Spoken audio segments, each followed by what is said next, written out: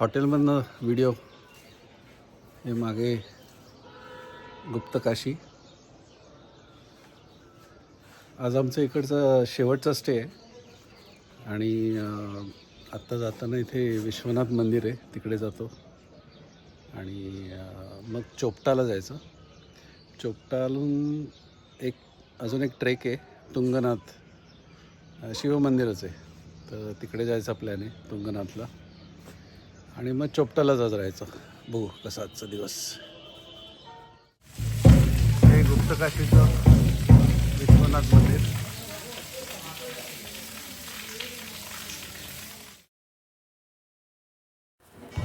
आम्ही पुढे वाटेत ओकीमठच्या ओंकारेश्वर मंदिरात पण थांबलो होतो.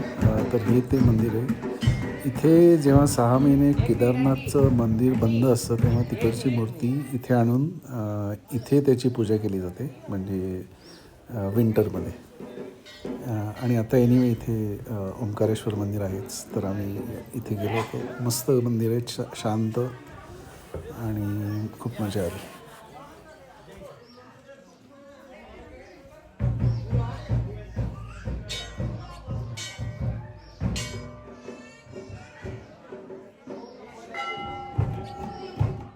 आता आम्ही चाललो तुंगनाथ शिवमंदिर. 4 किलोमीटरचा असा अपहिल ट्रेक आहे.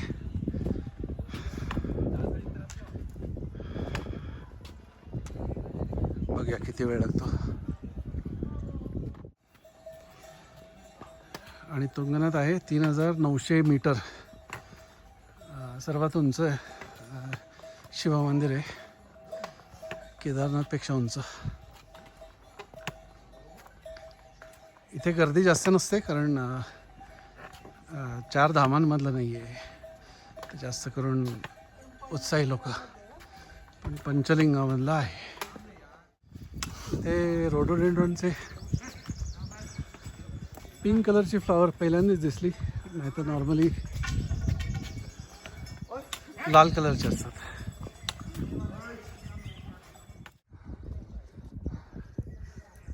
क्या नज़ारा है, जस्ट फ्लावर्स एंड फ्लावर्स.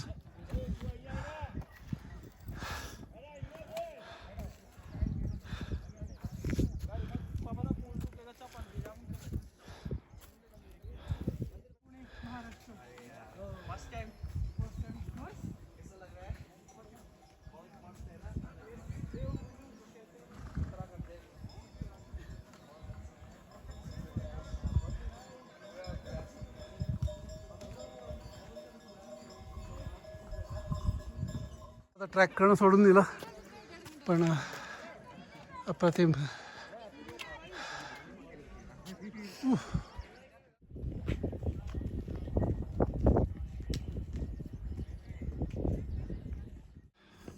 ढग येत आहेत आणि आम्हाला शिखर दिसलं मंदिराचं.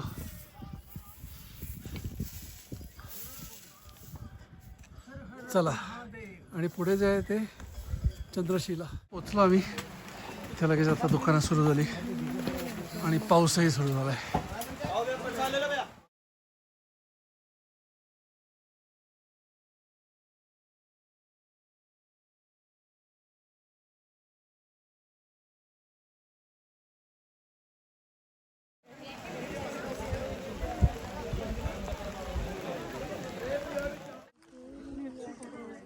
तुंगनाथच्या टॉपवरून हा व्हिडिओ घेतो आहे आम्ही.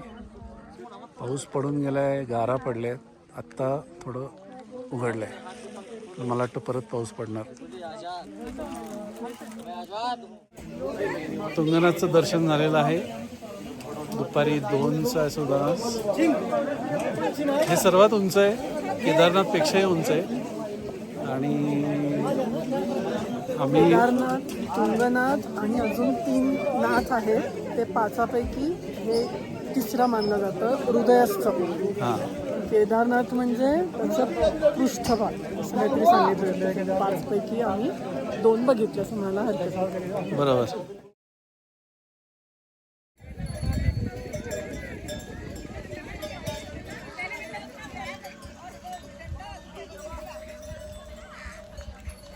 अप्रतिम.